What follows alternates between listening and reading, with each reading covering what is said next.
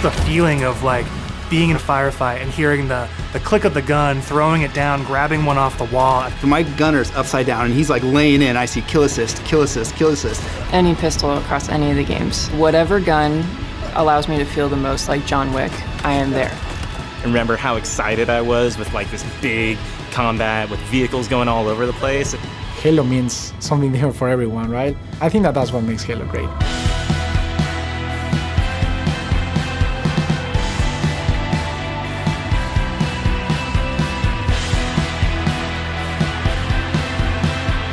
What is Halo multiplayer? And for me, it boils down to this tight arena-style combat and big team battle, this wide open, vehicle-infused kind of combat. We're taking that awesome legacy or classic Halo combat experience and modernizing it in ways that'll feel fresh to old players and really exciting to new players. We're gonna give you great ways to customize your Spartan, really make your super soldier your own, and we're kicking off a journey, an experience that's gonna evolve month to month, season to season, year after year.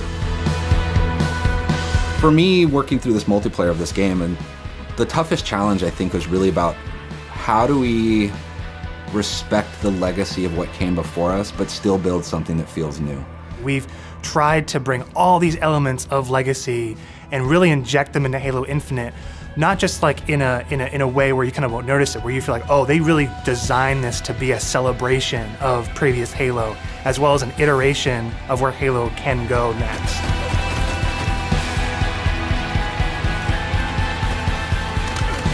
The vision of Arena was all about a tight experience. It was all about being fair.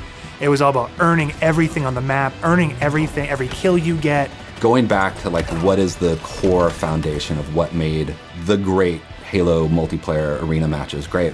Halo, it's really about fair and balanced starts. So everybody's on equal footing when they come off the rip. And then once they start running around, it's about scavenging. It's about finding new toys and kind of developing your play style as you run through the match. What makes Halo feel like Halo? I feel like the answer to that question is the Sandbox. Like, the Sandbox is Halo. When we set out to look at Halo Infinite from a high level and the direction of what it is, there's lots of exciting things there because we really wanted to push what are the things that are true to Halo, but what are the things that fans haven't seen yet. Equipment is back, but equipment is kind of has a bigger voice than ever before. We ask questions to ourselves of if you could go after a power weapon to get a bunch of kills, would you do that, or could you go and get grapple to make sure that you swing yourself to the other side of a map to back cap a stronghold? We saw it as like another avenue of not just skill expression, but tactics for teams to coordinate around.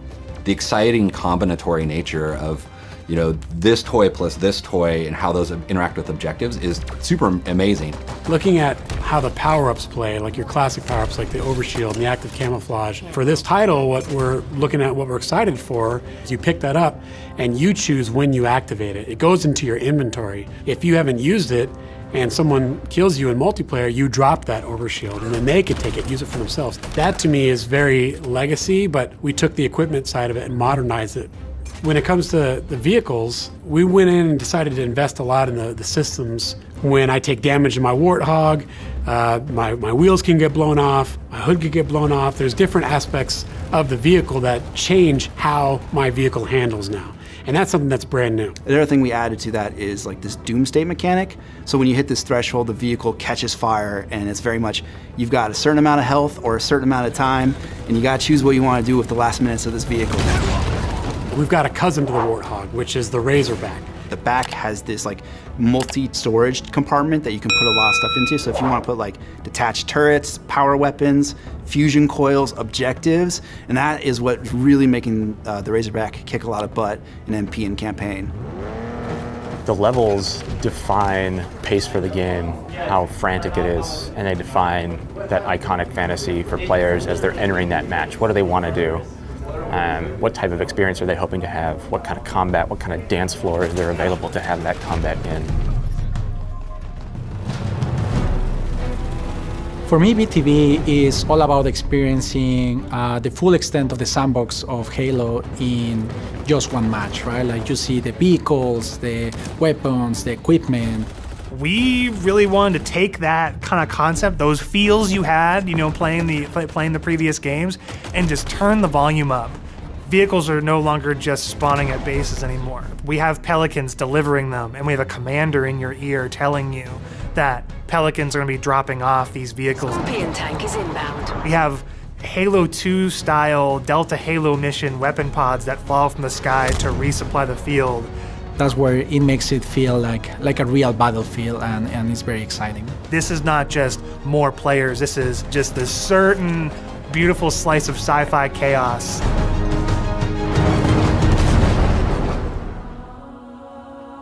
The announcer is your big gameplay moments, your game modes, just like the way it was before.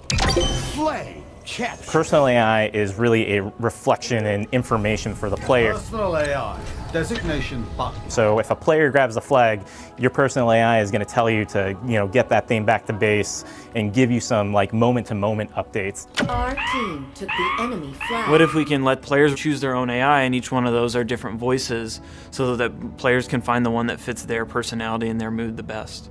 They add to the sense of me as a Spartan being more important, and for us in multiplayer it is really about becoming a Spartan. You're Spartan. You are you inside of the Halo universe. The body of customization content that we have on day one ensures that there will be millions of customization combinations for Spartans on the battlefield. That includes things like armor coatings, armor emblems, various armor effects, down to the individual armor pieces. So your shoulders, your gloves, your knee pads, your helmet, your visor, your helmet attachments. Then you look at weapons, and we've got a whole slew of customization offerings there. Vehicles have a huge pool of customizations too. We support customization in the game. Players can do the same thing on HaloWaypoint.com, as well as the Halo Waypoint app. The player also customizes the Spartan, the soldier inside the suit. We want the Spartan to represent the player as much as possible. They can change their body type and their voice, as well as choose prosthetics for the first time. Coatings offer us a unique opportunity to craft some hyper-polished looks and let you express yourselves in ways you've never been able to before. We're coming at this from a player-first mentality. So what that means is that there's no random loot in this. There's no loot boxes. It's very important to us that everyone understands exactly how they unlock customization content. And we have a variety of places where they can do that. First off is the Battle Pass. The Halo Battle Pass will never be taken away from you. And what I mean by that is once you buy it, it's yours and does not expire. In future seasons, you can purchase old Battle Passes as well as the current Battle Pass and choose which Battle Pass to put your progression towards. All of these rewards are single source, so you're never going to be confused about where things come from. If you can unlock something in the Battle Pass, we're not going to let any other players circumvent that by purchasing it out of the storefront. A lot of our stuff is unlocked through playing the game and only through playing the game.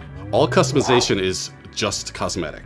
Every season will have its own theme and introduce new components, new looks, new gameplay for players, new opportunities to earn and collect cool rewards. We've seen the Samurai already. That's one of our event armor cores, and that's going to be something that players can earn through gameplay for free. With us going free to play for the multiplayer part of the game, that was a big goal because, how do we have a way we can always bring players in, right? And they can, when we have a new update, they'll just dip their toes in if they even just want to see it. Not only are we free to play, but we're free to play on PC as well as console. And what that means is we're able to get the biggest audience we've ever had. Everybody gets to play with no barriers. And even better, your progression carries from one platform to the next. Getting our game to be on PC and console at the same time is an amazing chance for us to really just kind of excite new players about the game. How can we do things like make cross-play interesting, and even in just customs, being able to just play with your friends. That some people have PCs and some people have consoles, and let them talk to each other, let them be friends. Why are you here?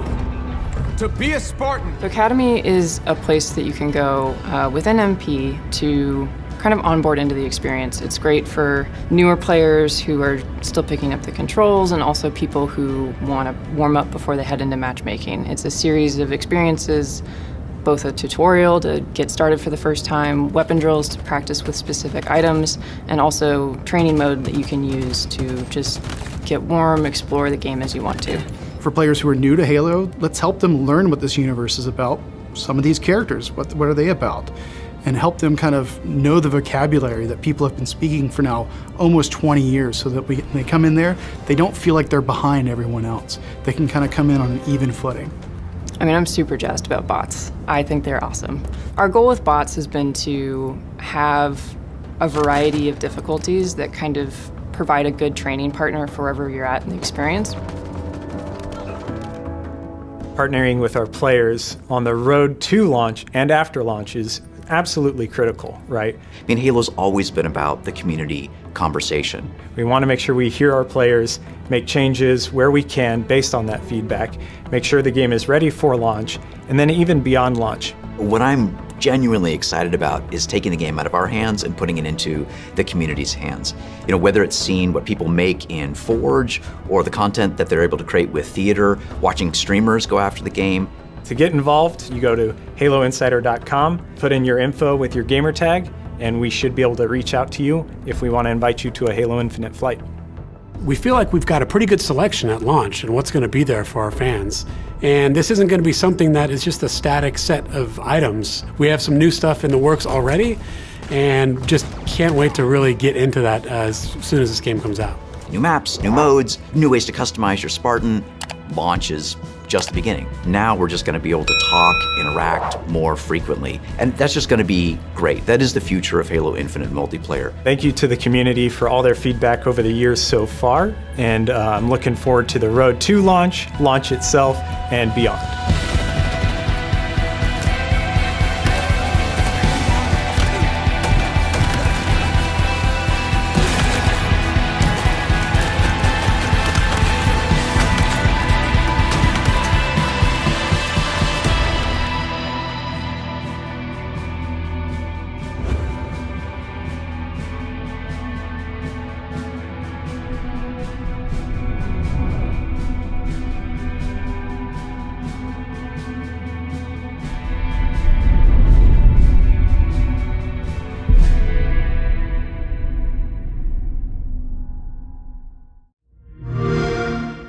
Play it day one with Xbox Game Pass.